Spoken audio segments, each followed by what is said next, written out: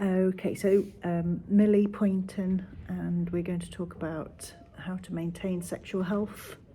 And we were talking about how we'd educate people, weren't we? Yeah. So what's consent, Millie? Do you want to So just talk about that first? Consent, first of all, the legal age of consent is 16. Consent is essentially you are giving somebody the permission, I guess, to do something to you. It also means saying yes, and you also need to have the capacity to say yes to do that. What does that mean? If you're What does not, that mean? what does? Having the capacity to consent. So it's the ability to make your own decisions. So, for example, a lot of cases where consent is ignored is in sexual assault cases where most often than not alcohol and drugs are involved. So people are haven't got the capacity, they're unable to consent because they're under the influence, which, obviously it shouldn't happen, and the person who is committing these acts should, think, oh, maybe they don't want to, but they just go ahead and do it anyway. Do you know of any campaigns that help to describe what consent is to maybe young teenagers? Do you know of any campaigns? No? I think one campaign is the Cup of Tea video. Do you want to explain that to me? So it's used basically as a video to educate children in schools. So the consent is, I guess, the tea. So, for example, they don't want tea, which obviously means like sex and stuff. So if people are, under the influence, or they're asleep, or they just don't want it, you shouldn't give them tea because they don't want it. Yeah, okay. Okay, so that's consent covered. What do we do in schools to ensure that children understand how to be sexually healthy? So for me, in primary school in year 6 in the last year, a sexual health nurse came in. She explained things like contraception, pregnancy, obviously consider regarding around contraception and protection as well. So things obviously like condoms and female ones, as well as the pill. Just making sure that, when children do get to that age, they are aware of what they need to do in order to stay sexually healthy, to avoid things like getting STIs and becoming poorly. Okay, and are there any other warnings that we give children, particularly when you think about how? Yeah, so the main one is stranger danger, definitely. That gets Okay, told to children at quite a young age. Don't go off with people you don't know. If they try and offer you things, don't accept them.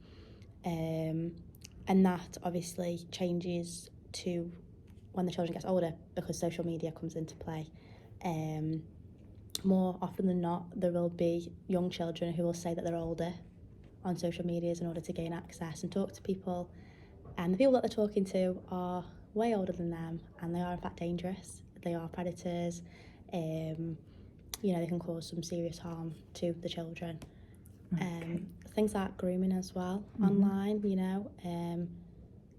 if, for example, if a girl started talking to like a guy and he's a lot older and he doesn't know how young she is, she'll think, oh wow, I'm talking to an older person, and wow, I'm so mature. But in reality, like, it's scary. It shouldn't be happening. Fully grown adult men shouldn't be talking to essentially little girls, children. No. Is there an organisation that helps us to protect children, particularly from being exploited? There's the Child Exploitation Online Protection Centre. So these will tackle sexual abuse cases online. For example, explicit pictures being leaked online of people. And it just provides them with information of what to do if that situation were ever to happen. If an explicit picture got leaked, or messages or anything like that, just so you know that you can reassure the child and the family that it will get taken down. Yeah. If you were a mother of, let's say, a 16-year-old, 17-year-old, and they're wanting to start going out at night, it might be the school disco, it might be teeny boppers night at the nightclub. What sort of advice might you give to a youngster going out at night? So I would first of all ask them, you know, all the information about it, where they are, who they're going to be with, you know, what time, another thing's transport, how you get in there. You make sure, you know, that you all stay together. Just how you're getting there? Know how you're getting there, how you're getting back, because obviously, you know, taxis, they aren't always going to be the safest form of transport, and especially if there's no public transport like buses or trains, then that kind of is a last resort.